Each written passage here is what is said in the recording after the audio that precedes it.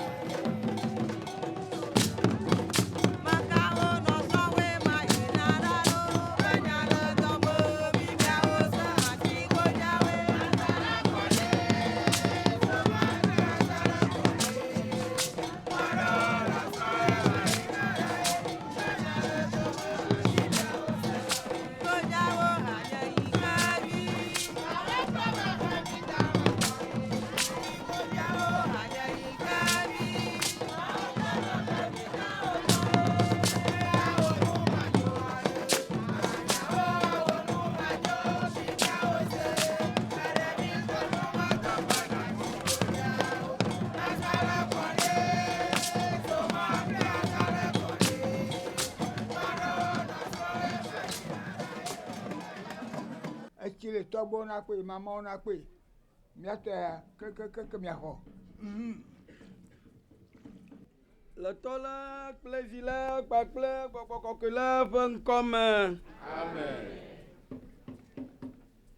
Mawu gbɔgbɔ kɔkɔe míeyɔ míele biam be ƒoxlã la kple dua eza kple keli edɔ dɔla kɔkɔewo ɖe be wonɔ fia ŋgɔ wonɔ xadzi ne anɔ megbe nɛ eye le ŋu katã me womawo egbe ƒe azã na he dzidzɔ geɖe vɛ ne dukɔ la.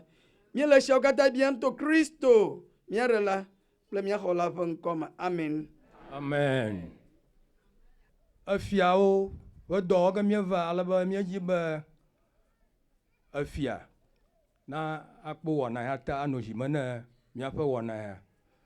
Ale be ŋkume vem kura o be matsa ho hafi akpɔ efia yi ke ate ŋu awɔ dɔ ya o. Eye menye kɔkɔ mekpɔ tɔgbi egawu etɔ̃lia ye nye fia le Alakple du mafi be nɔnɔ ezime na mi akpɔ wɔnawo ta. Nenye be enye miaƒe dzidzɔ ke leke wɔ ge miala miada akpe nɛ. Alakple tɔwo katã mitso ne miadzra miade dua ɖo. Ame sia ame nawɔ etɔsinu ne miawɔ Alakple dua ne woanyo. Mi katã miele me, mi katã miele me, mi katã miele me, ne miawɔ Alakple dua ne woanyo.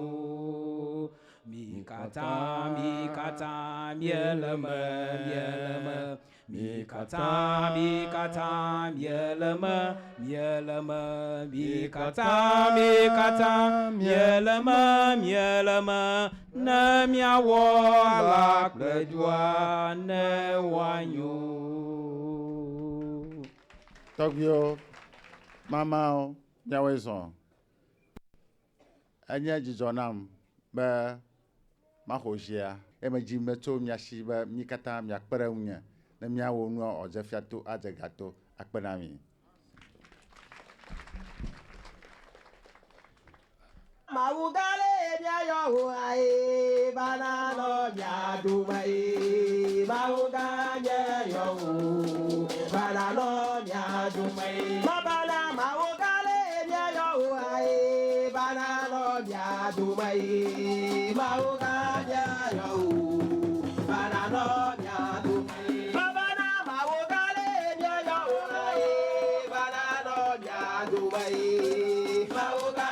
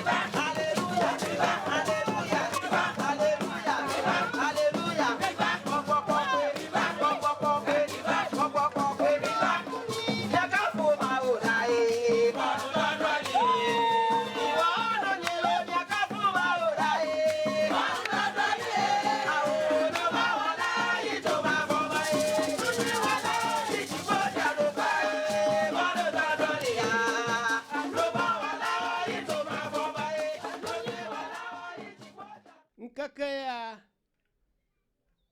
edzɔ ƒe bla etɔ̃ vɔ dãwo ene va yi le afia tutu le Alakple afia gbemagbe míehe Togbi Kporku etɔ̃lia ɖe go. Agba meganye Togbi Kporku etɔ̃lia o.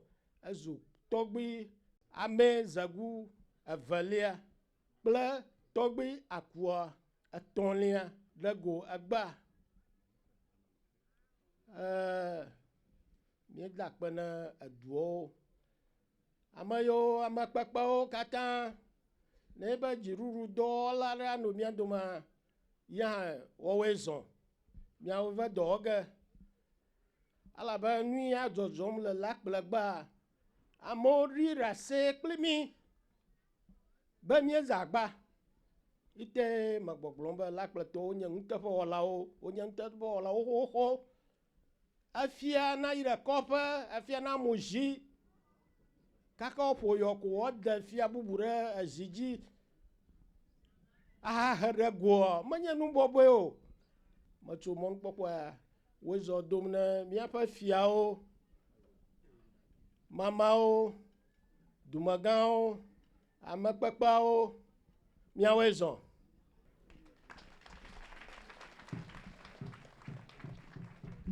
Agbotaɖoa aŋlɔmegã ye nye Togbi akua etɔ̃lia ƒe agbota. Agbotaɖoa aŋlɔmegã yi. Togbi akua yi. Míedi asi nɔ. Eɖe, eve, etɔ̃, ene, atɔ̃, ade, adre. Míedi asi nɔ lo.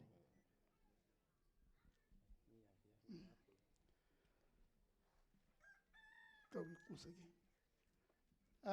Míeɖo Dufia na Alakple agbotaɖoa gbɔ. Ye nye agbotaɖoa kposegi. Ya ele zia dziewo ye kplɔ Togbi Kporku. Hafi Togbi Kporku va ɖe asi eŋu. Eye wòɖe asi eŋua, Togbi Amey Zegu II va hoe. Kɔ ezu egbetsala xoxo.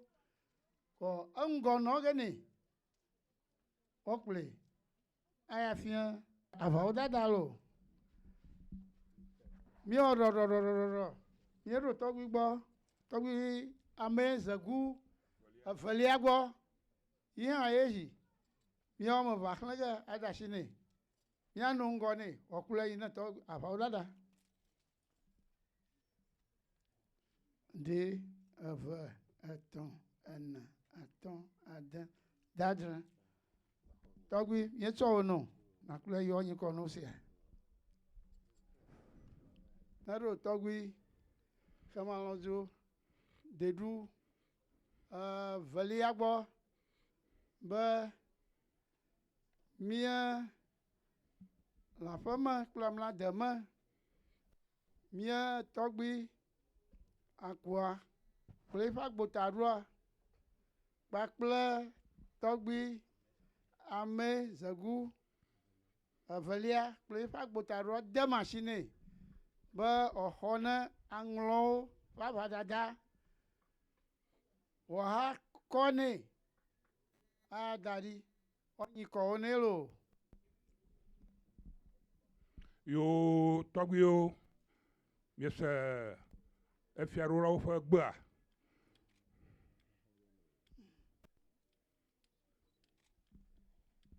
Eɖe, eve, etɔ̃, ene, atɔ̃, ade, adre. Mede Togbi akua etɔ̃lia. Mede Togbi akua etɔ̃lia asi na wo abe aʋadada teƒe nɔla ene. Togbi avege me Togbi Amey Zegu II dem asi no egba. Eɖe, eve, etɔ̃, ene, atɔ̃, ade, adre. Mede Togbi asi no. Togbi Amey Zegu II. Egba me kplɔ ve Dufiawo ƒe fiagã gbɔe. Be kɔhe le fiamewo nyina awoe ƒe alɔgbɔ na nyi no. Ale be wògɔ nu na asɔ nyi. Togbɔ be viɖitɔ mewɔtɔ nugbewo hã mɔkpɔkpɔ li be eye míedamu ɖe wodamu ɖe Kporku teƒea awo nuteƒe abala ŋgɔgbawoe ne. Togbi ɖeka, eve, etɔ̃, ene, atɔ̃, ade, adre. Mede Togbi Amey Zegu II asi no be nanyi kɔ nɛ lo ne ɣeyiɣi ade. Eyo tɔgbi edi eve etɔ̃ ene atɔ̃ ade adre medi asi n'olo. Togbi akwa atɔ̃lia wezɔn. Edi eve etɔ̃ ene atɔ̃ ade adre medi asi n'olo. Na nyikɔ ni ɔde deƒe. Eyo akpe mi kɔ anyi gani Togbi Amey Zegu evelia wotsɔ wona mi alɔ ɖeke mi xɔ le ɔve mi kɔ anyi gani ɔde teƒe wogo na le zi gogogo tame le Togbi tame klo teƒe exɔ ma ʋa dɔ alɔ gome de mi nyi kɔ ɖo te ma ɖo kɔ mi yi gani.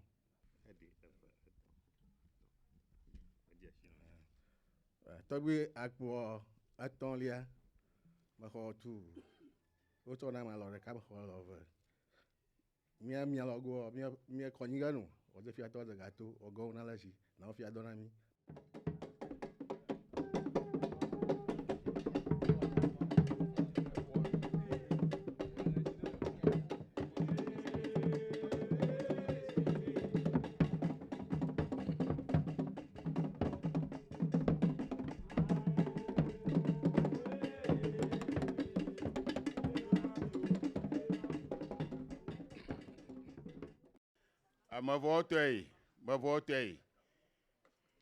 Mevɔtɔe biate nye fie mia na gozare ezere ketɔdzi. Amevɔtɔe biate nye fie mia na gozare ezere ketɔdzi. Amevɔtɔe biate nye fie mia efiewo ƒe amenyama na gozare ezere ketɔdzi. Tɔgbi akwa etɔ̃lia yateƒe eɖi ƒo ne ƒoma be woada ɖo zi dzi le egbea wokplɔ vɛ gake ŋuie le kɔme le fia kɔme le kɔnyinyi ma mie ɖusi ʋɔ lɔgɔ le tɔ gbɔdzɔ ŋkɔma mie nyi ge ɖo gba ɔtoro teƒe atoro ga teƒe nyame hlɔ anyi kɔno lo le asi nyagba nye be efia noɖuia efia ɖo bua dua fia ŋgblɔ be du ne bui o bu tsɔgenu hafi wobu evelia fia na kpo ɖevi vamado ne ma gbɔmɔ menye mi wo fo me demedɔ ye ha na do ƒe gbema mele fia mo ne mo ŋutsi dɔ ma kpo dze tagbano mu yo katã gblɔ no ne me nyi kɔ ma kpo tale tono mu yo katã gblɔ fia ne me nyi kɔ ma do nyɔngo dino de tagba ago na Togbi Amey Zegu evelia enye Togbi samlafo etɔ̃lia enye Alakple dzidzi hele wi eke matam kage no fia na nu zɔ na ho tututu de tɔ gbɔdzɔ ŋkɔme mevɔtɔe miato nye fie mia efiewo ƒe amenyama na godza ha le dzere ketɔ dzi mevɔtɔe miato nye fie mia efiewo ƒe amenyama na godzare le dzere ketɔ dzi mevɔtɔe miato nye fie efiewo ƒe amenyama na godza ha na godza le dzere ketɔ dzi tɔ gbɔdzɔ be ma gblɔ no tutu le ɖusi ʋalɔgo ŋkɔme be ŋui tɔ kpɔku wɔ na ŋlɔ dua edɔm matam kam no na wi ɖe aŋlɔdua ƒe ŋkɔme enye ɖusi ʋalɔgo ŋkɔme ese abe lɔlɔ si gila asino be abe ɖu fia kɔ na be kpai aƒoto ne sese kpa be me bu mo fia nye be fia nyɔnu nye awo mi se ŋmanɔ wo fia bubu dege nyɔnu ese me ra nyɔnuwo trɔ mi subɔsubɔ ge adze klono fia emɔ na ʋuno vɔ ne nyɔnua ya me dze klono ha ya me mɔ ʋu geno gake me ga ƒo fie di o nya gblɔ mi no fia na wo ŋutsi dɔ na le bena la kple dua dumeviwo na ho wo hã na ho atoro fia toƒe atoro gatoƒe atamia kamia no fia le tɔ gbɔdzɔ ŋkɔme ɖusi ʋalɔgo ŋkɔme ne da se wo katã me gblɔ no dzia ne da dzia miakpo tale tono se wo katã deme mi le no fia ne da dzia miakpo agoya dzigono inya fa se mia tɔgbiwo wa se ademono ne da dzia miakpo dadu dagbano Oh, makla ho dzedze. Ho rota ho ixɔ. Dzikushi dzikugba. Mefia fu mefia mu. Makla ho dzedze. Ho rota ho ixɔ. Dzikushi anyikugba. Mefia fu mefia mu. Makla ho dzedze. Ho rota ho ixɔ. Dzikushi anyikugba. Mefia fu mefia mu. Togbi akwa etɔ̃lia me yo. Togbi akwa etɔ̃lia me yo. Togbi akwa etɔ̃lia me yo. Aŋlɔ be gbetɔ nye gba. Anɔ be ƒaɖo va yina togbi akwa evelia me va nɔ nyo. Ƒoma da nu geɖewo zɔ ɖe ƒome ya dzi. Ale be le woƒe dada me ʋukekea wova ke ɖe ŋu. Nyitsɔ wokplɔ yi ɖe dzogbe va yi ɖo wo fie wonyi kɔnu. Egba wokplɔ ve ʋɔnui be yewoaɖe afia dua ye woatsɔ tamua kanu. Egba wode yi asi na metsi tsitre ɖe dome ʋalɔgɔ aʋadada ƒe ŋkɔme be maka tam no nye tɔgbi ɖala avege etɔ̃lia. Miaƒe mɔkpɔkpɔ nye be egba yi míekplɔ woƒe dutoƒe he de ŋkɔ ɖe dzi tɔgbi akɔ etɔ̃lia. Akpeɖetɔwo fia wo vevie ŋutɔ miaƒe dufia ŋuti be miaɖo susɔ nyuitɔ nɛ, ade damɔ nyuitɔ nɛ be wòahe du ya. Eye wòakplɔe abe ŋgɔgbawo woe ne hafi wòva li etu mi egba ne. Mae nye miaƒe gbedoɖa. Ɖokoe nenye be mie dam ɖe zi dzi egba nane nadzɔ ɖe aŋlɔ ʋalɔgɔ dzi. Alo nane nadzɔ ɖe dome ʋalɔgɔ dzi miado gbe o. Ye naha te megbe. Egba aʋa mietsɔ tamu kam ne mia nɔewo bena ɖe aʋawo me tɔ̃ tsɔ kaka tam no. Nenye be ne da ʋalɔgɔ dzi ne mie nu mo gbagbɔ ɖe. Miakpɔ aʋa no. Miakpɔ nonobe no. Miakpɔ ta le to no. Eye miakpɔ agɔe dzigo no. O ame vɔwo te miatɔ nye fie fie o dena. Na gbɔdza ne dze ɖe ketɔwo dzi. Ame vɔwo te miatɔ nye fie o dena. Na gbɔdza ne dze ɖe ketɔwo dzi. Me vɔwo te miatɔ nye fie o dena. Na gbɔdza ne dze ɖe ŋutsu ketɔwo nyɔnu ketɔwo dzi. Togbi Amey Zegu evelia me yo. Togbi Amey Zegu evelia me yo. Aŋlɔwo be gbetɔ nye gbea. Nyitsɔ amielia.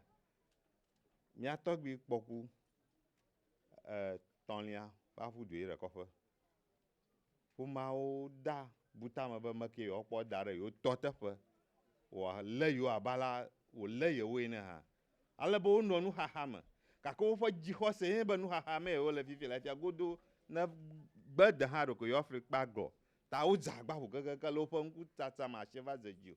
Ale be nyitsɔ ya wokplɔ yi ɖe dzogbe va nyi kɔ no. Ale be wode ŋkɔ ɖe dziwo bena ɖe tɔxoxo yiwo li le be nagava. Ale be wode ŋkɔ wo be Amey Zegu evelia. Eye wo nuyana wo katam no le dzogbe. Ale be egba wokplɔ woƒe duƒɔnui va ɖe fia ʋalɔgɔ tɔ̃. Ale be wode yi asi na le tɔgbi agbeshi awusu evelia ƒe ŋkɔme.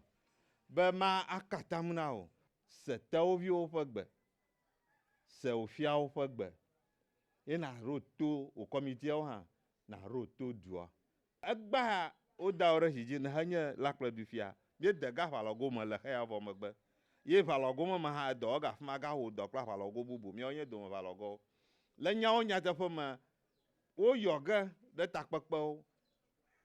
Ye woyɔ ge le nu geɖe me. Gake mafima nɔ ge kɔ ne mieyi mieyɔ o. Nabe ale ne mieyɔ o nabe ale. Ne mieyɔ o natrɔ mia yome. Ɖokoe nenye be le wɔna yewo katã me vɔ megbe. Miaha anɔ miaƒe ʋalɔgɔwo me kɔ ado gbe o. Kɔ nabe nyitsɔ ya woɖo yi fia kɔ. Ne woyɔ afi dzi egba woyɔ afi dzi. Evɔ menye ga ɖeke ye tsɔ ʋua ɖo mi o.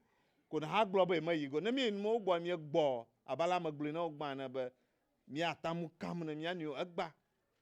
Ye mie kam ɖe dome ʋalɔgɔ ŋkɔme. Be nenye be dome ʋalɔgɔ vi aɖe nayɔ be nane dzɔ ɖe ye dzi. Ko na aha gblɔ kuxi aɖe. Yi ke be metase nua na ma ko hedze mia yome ne mie ye gbɔ ɖe. Miakpɔ gɔe dzigo no. Miakpɔ ta le to no. Miakpɔ nonobe no. Amevowo tɔ yi.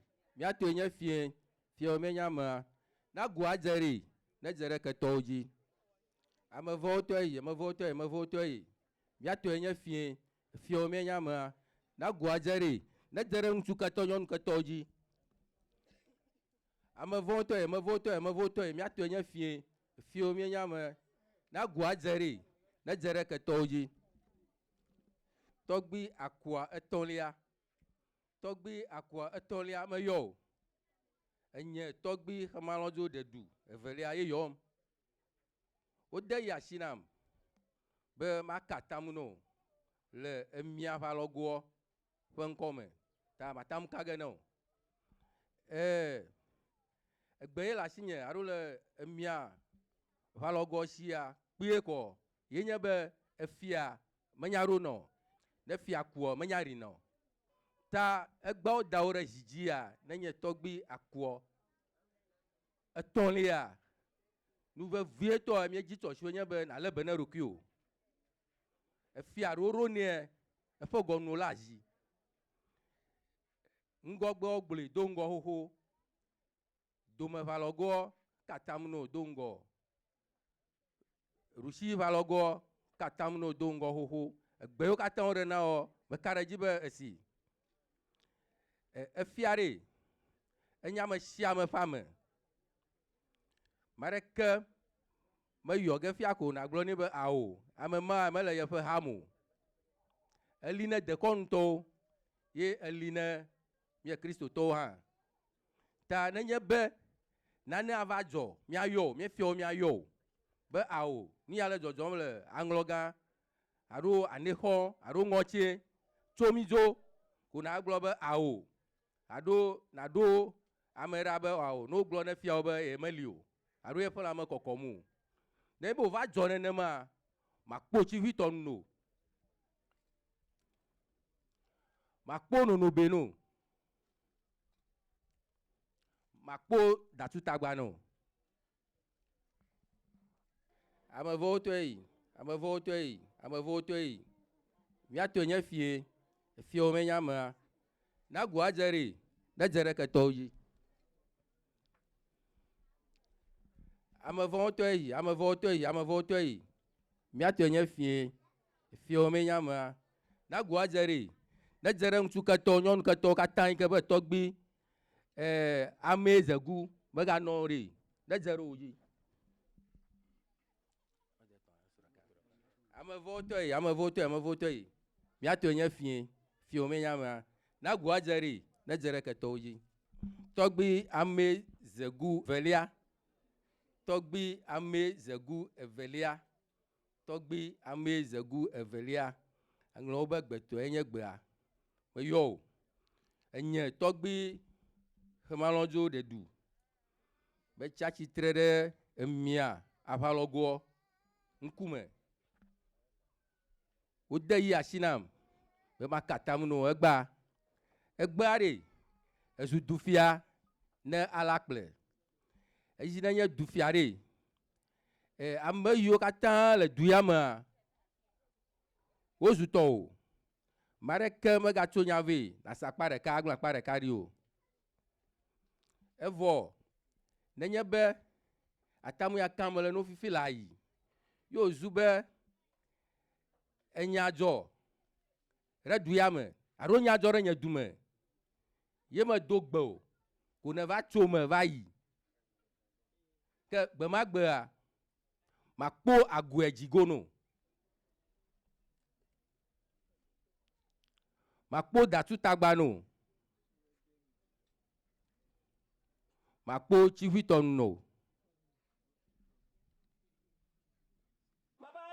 Nukate ola bajina zomuru yasira.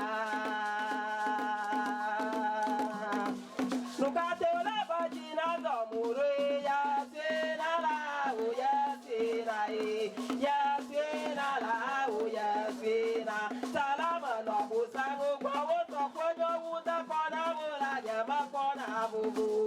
Bukoru kanya kaka wana buda mua. Abo masomata.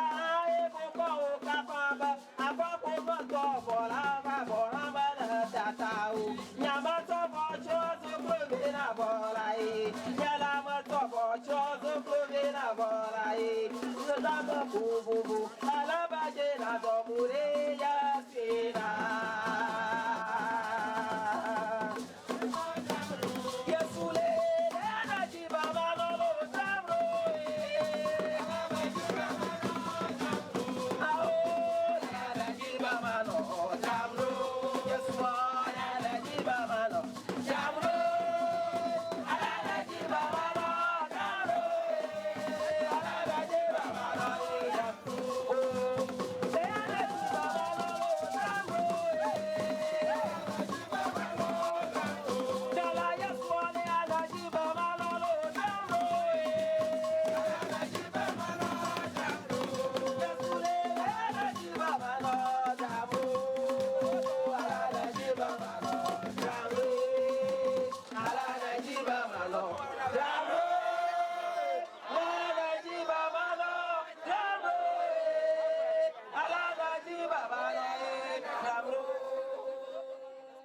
ame votoi, ame votoi, ame votoi.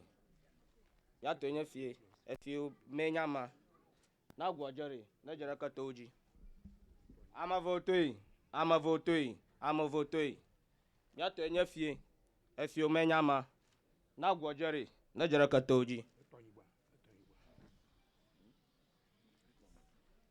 Ame votoi, ame votoi, ame votoi. Ya to nye fie, efie menyama. Na gwajere, na jere katoji. Togbi samafo. Etolia. Togbi samafo etolia. Togbi samafo etolia.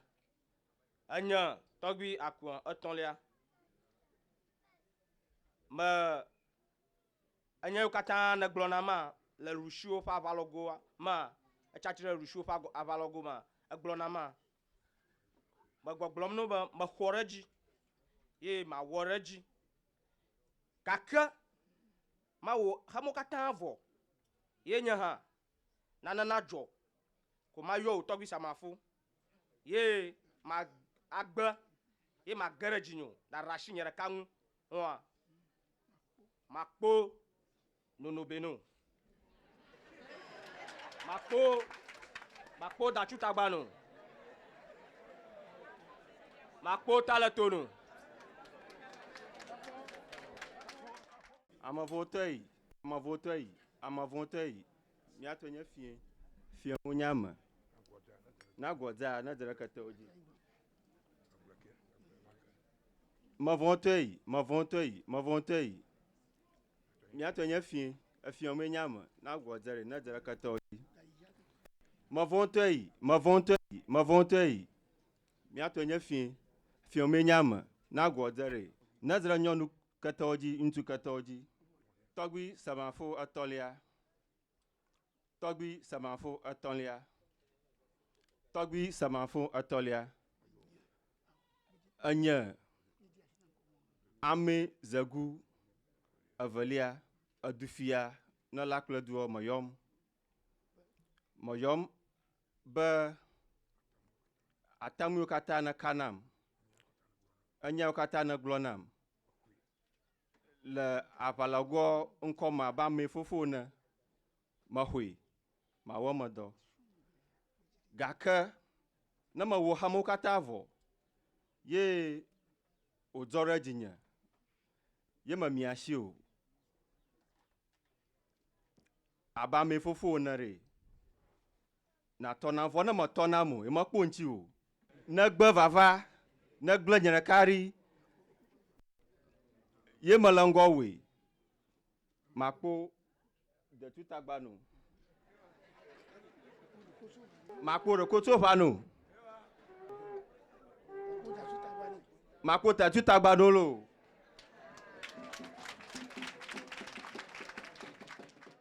Ame votoi, ame votoi, ame votoi.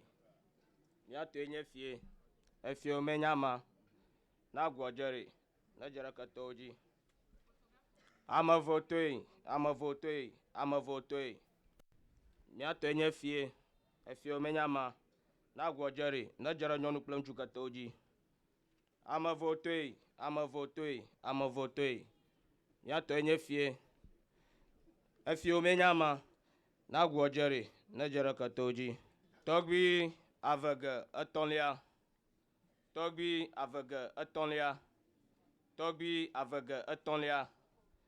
Anya Togbi akwa totolia. Fia na Alakple dua.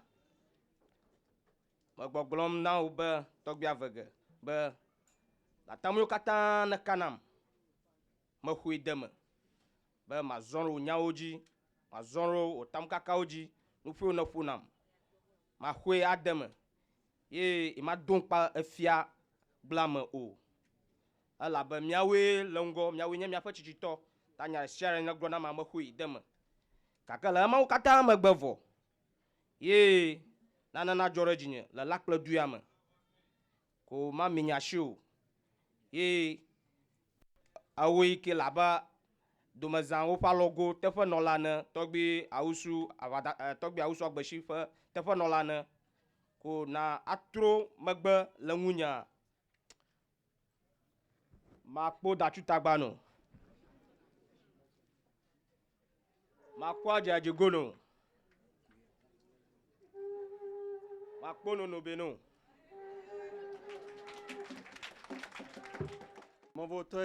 Ama votei. Miato enye fie omenyama. Na godere, na dere katoji. Ma votei. Miato enye fie omenyama. Na godere, na dere katok ntukpa nyonuoji. Ama votei. Miato enye fie omenyama. Na godere, na dere ntukpa nyonu katoji. Togbi dala avege. Etonlia. Togbi dala avege. Etonlia. Togbi dala avege. Etonlia. Enye. Togbi Amey Zegu II. Moyo abe Alakple Dufia ene. Tamio kata na kanamre. Masi. Manungte awo mado kata. Gakana rojinya. Ye ma miashio moyo. Ye makponchio. Ye monongomo wo do. Re. Makpo Dachutagbano.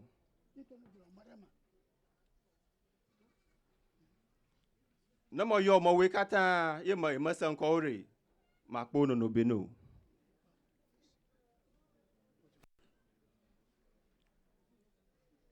Namaga yo. Ye emesanko. Makpo talatono. Talatuo. E makpo no abe. O Togbi avege no. Makpo na palogo kata.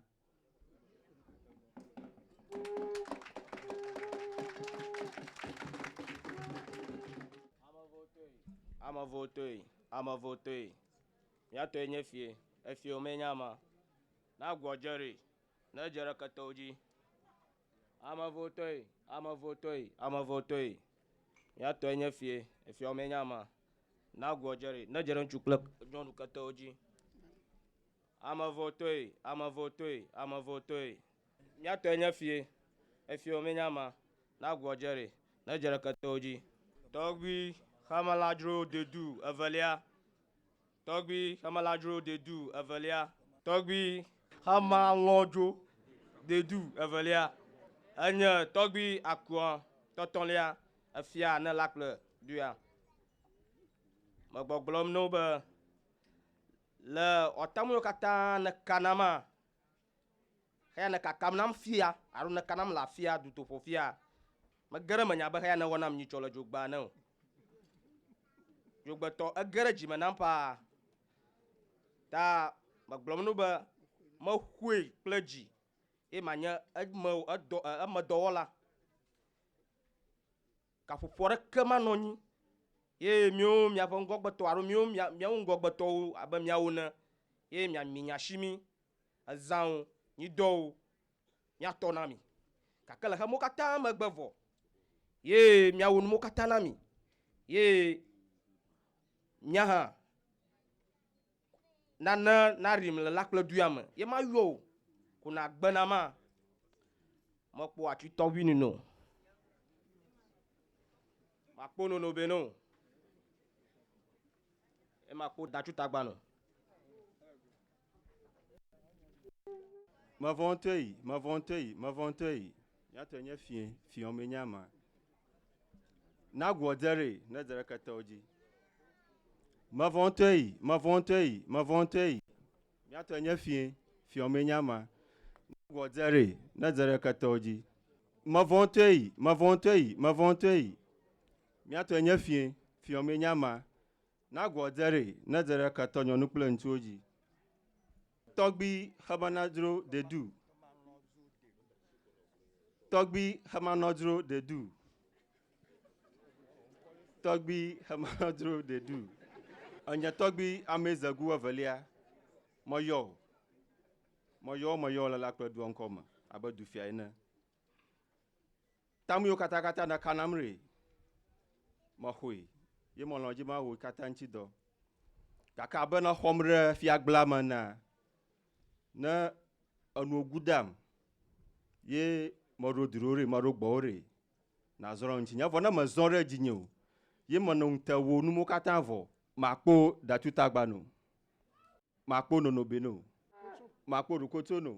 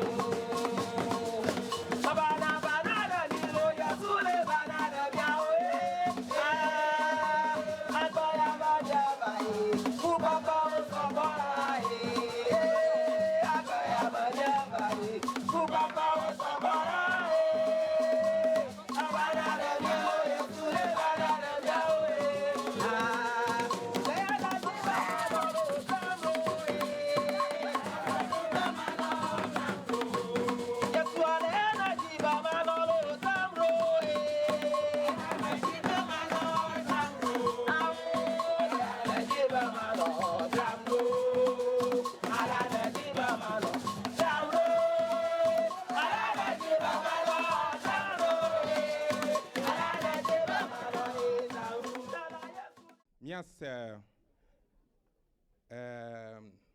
ŋutinya kpi aɖe tso Ahafia Royal stool ŋuti. Zikpui si woyɔna be Togbi Zegu. Zikpui ya enye aʋazi heganye etrɔzi.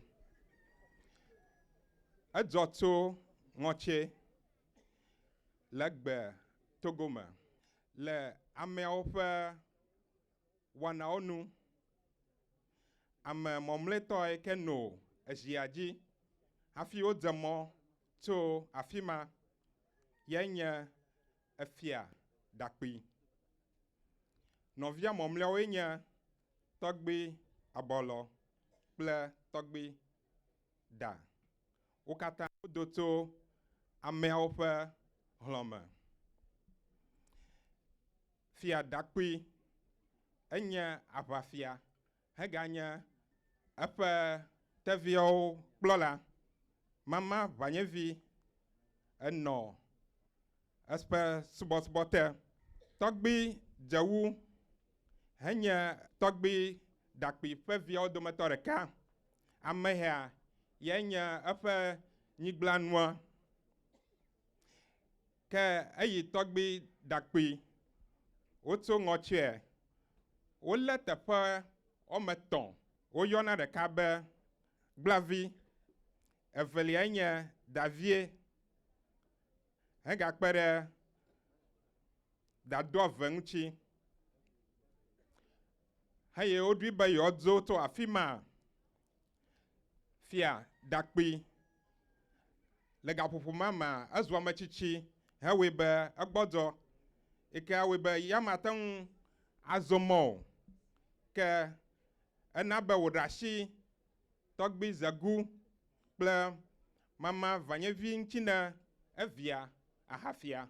Wotso afi ma woɖo ta ƒutago me eye wova tse ɖe teƒe yi ke woyɔna be ʋugã. Wone ŋkɔma teƒea be ʋugã heku ɖe woƒe mawu yi ke wosubɔna ŋuti le gaƒoƒo ma me. Eye wotso afi ma wova ɖo teƒe yi woyɔna be dudu. Tso dudua wova do ɖe Alakple. Ke le woƒe Alakple ɖoɖo me hanɔ Alakplea, me yiwo eɖu fia le wo nue nye Togbi Agawu, Togbi Axɔlu, Togbi Amey Zegu, Togbi Kporku gbãtɔ, Togbi Avudzega gbãtɔ, Togbi Kporku evelia, Togbi Avudzega evelia, Togbi Avudzega etɔ̃lia, Togbi Kporku III. Ewolia ye nye Togbi Amey Zegu yike nye miaƒe Dufia fifia.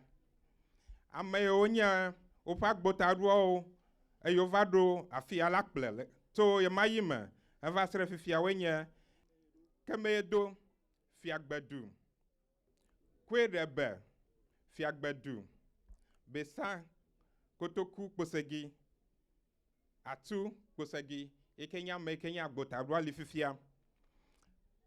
Tsamigãwo to gaƒoƒo ma me va se ɖe fifia wɔwoe nye tɔdomeƒla ku ɖese, tsiadza avevɔ, kɔdzohotɔ dogbevia, dzetsi shipa avevɔ, kɔku wɔɖi dogbate, ben tsiadza avevɔ. Bonikloƒe me gbɔ le dzi le abakalawo na ɖu bonikloƒe me gbɔ le dzi le ho egbɔ tsidzi le abakalawo na ɖu egbɔ tsidzi le ho tsitɔvi ŋu egbɔ le dzi le tsitɔvi ŋu egbɔ le dzi le ho Tasutagba egbɔ le dzi le Tasutagba egbɔ tsidzi le ho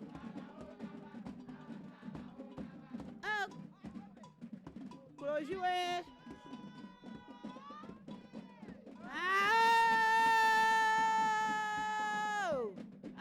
ma bio bavi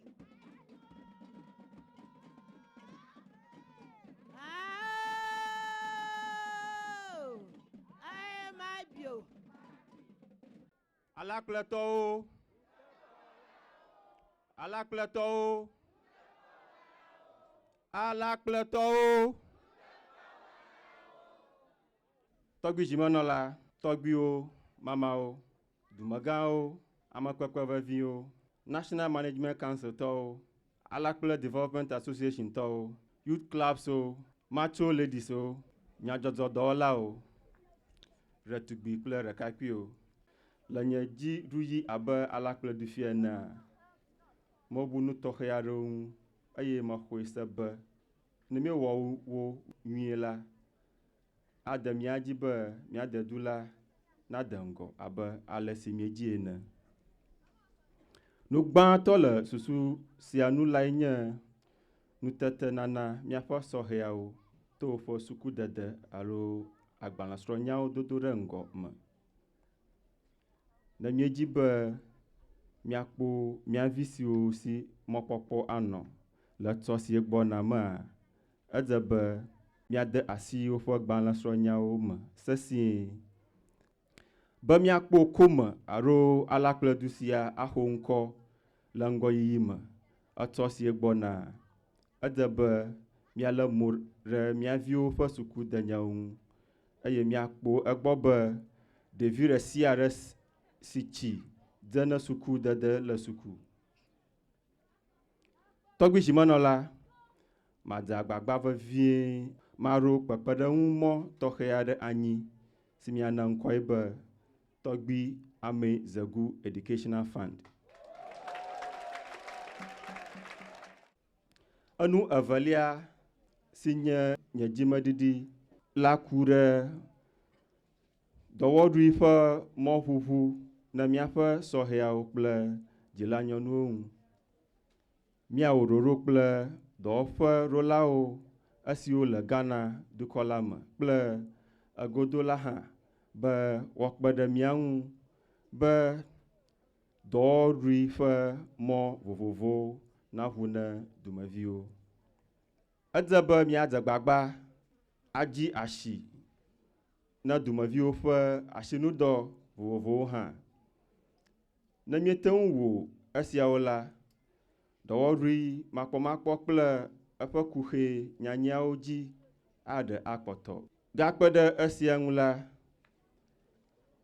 ehiã be míawɔ dzɔdzɔme nunya ŋutidɔ si akpe ɖe mía ŋu be míatro asi le míaƒe agbledede, lãnyinyi kple ɖɔkpɔkplɔ ŋu be woahe viɖe geɖe vɛ na mi. Tɔgbidzimenɔla, enye nyateƒe be miaƒe alakpledu sia nye avetuwo nɔƒe kpɔ, gake to amegbetɔ ƒe nuwɔnawo me la, avetu siwo va trɔ gbidii. Nye dzimeɖiɖi vevie ɖeka ne dedu lae nye be miagahe avetuwo ve miade. Be esia nava eme la, made ƒe 5 ƒe atsidodoɖoɖo tɔxɛ aɖe tome. Memɔ kpɔm be ame sia ame ato ɖe le wɔna sia me be avewo nagava miade. Nu bubu si gale vevie lae nye edze be miade dzesi ametsitsi siwo ŋu wɔna bo megale o, eye mianye woƒe xexlẽme ne miakpe ɖe wo ŋu. Akpɔ woƒe hiahiã veviawo gbɔ na wo alebe woano mia dome dzidzemetɔe. Tɔgbidzimenɔla, tɔgbiwo, mamawo, ɖetugbi kple ɖekakpuiwo, be mato aƒo nye nuƒo sia tae la, medzi be maɖo ŋku edzi ne mi katã be dɔ tɔxɛawo le mia ŋu wòle be miawɔ hena mia dedu la ƒe ŋgɔyiyi. Evɔ la, miate ŋu awɔ esia wòdze edzi o, ne memama le mia me. Ŋgɔyidɔ siwo bia tso mia si be miano ŋutifafa, ɖekawɔwɔ kple movevie ɖoɖo me, eye miale dekɔnu kple miaƒe nyuɖɔnyi xɔsiwo me ɖe asi abe dukɔ senugɔme ene, alebe miawɔe wònyo. Alakpletɔwo, ŋkeke yeye aɖe do na mi si me wòle be miaɖe asi le susuxoxowo ŋu. Tamebubu si mahe mi yi ŋgɔe la nye susuxoxo. Egbe la edze be miaɖe zɔ ɖe ŋgɔ tẽe. Miate ŋu awɔe, miate ŋui ne Mawu kpe ɖe mia ŋu. Enye nye mɔnukpɔkpɔ vevie be alakpledu la le etɔ si gbɔna mea, nakpo eɖokui le ɖoƒe kɔkɔ aɖe le ŋgɔyiyi me.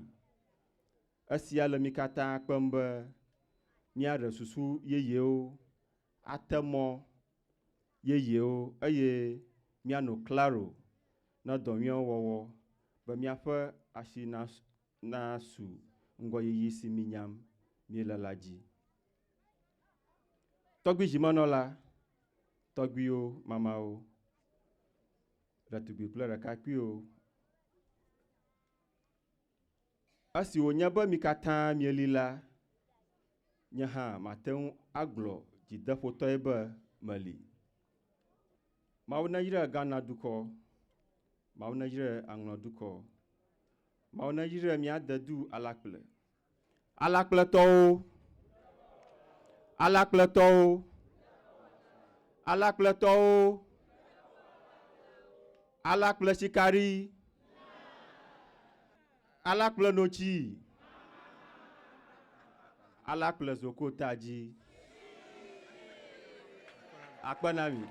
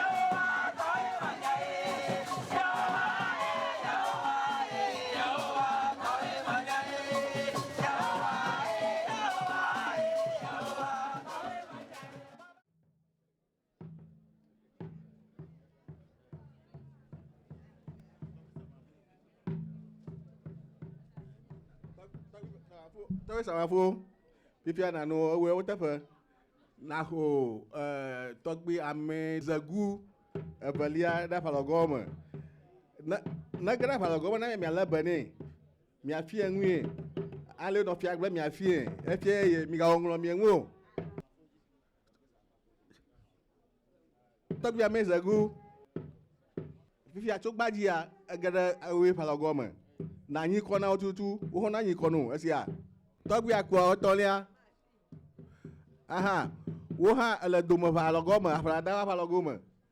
Ta egba miede asi ne Togbi Avege. Wo xɔ na aƒalɔgɔ. Na wɔ ɖe se wo katã le aƒalɔgɔ me dzi na wo. Na bu wo hã na bu. Efisɔ miabu aƒalɔgɔ katã le o. Togbi agawu. Wo Dufia kple wo fia wo mieɖo na mia. O hell. Ewo nye fia le zi me, fia le nye Alakple fia. Na ho Dufia kple fia katã. Na le be no le mi le fia gblẽ me na na wo nyi wo nɔ zɔm ɖe dzi. Togbi Amey Zegu Evelia wezɔn. Togbi akua etɔ̃lia wezɔn. Edua mekpo nɔvinyo ta miele tɔn. Akpenami. Mexɔ mia ŋkɔ me lo akpenami.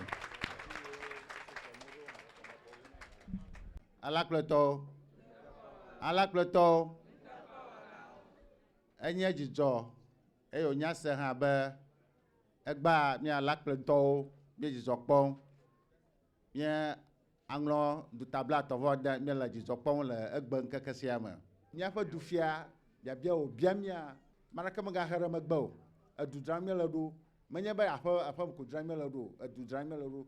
Mi katã mi so nu abe kɔŋkɔŋ ne miakɔ dzra edua ɖo akpenami.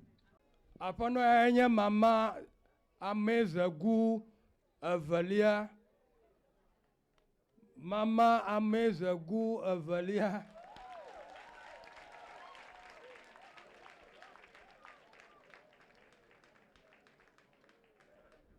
Míele akpe dam ne Mawu tɔ la, Mawu vi la kple gbɔgbɔ kɔkɔe la. Elabena eva kpe ɖe mia ŋuti. Eva xɔ zia le gba ƒe ŋkekea ƒe wɔnawo me. Egbugbɔ nyrɔ tɔgbi wɔme eve yi ke woɖo na mi la ɖe Kristo ƒe ʋu kɔkɔe la me. Kristo ƒe ʋu kɔkɔe la nenɔ ŋgɔgbe ne fia siwo ke míaɖo gba. Wòtsɔ wo dzi tso tagbɔ va fɔgbɔ ke. Amegbetɔ ɖe sia ɖe gbɔgbɔ makɔmakɔ ɖe sia ɖe. Nukpekame ɖe sia ɖe si ke gblɔ be fia sia zama do ɖe wo la. Kristo ŋutɔ nakpɔ ŋkume na wo. Le Kristo ƒe ŋkɔme míeto fia sia le wo ʋu kɔkɔe la me dem. Fofo dze ŋgɔ na wo. Edɔ ɖe sia ɖe si ke wɔla wo nye ɖe. Yra ɖe woƒe dɔwɔnawo dzi. Gbugbɔna kɔ wo ʋu kɔkɔe la ɖe wo kple woƒe ƒomewo katã ƒe dɔwɔnawo dzi. Yra wo vevie. Yra Alakple dukɔwo katã. Yra Alakpletɔwo katã. Akari yeye negasi ɖe Alakple dukɔ la me.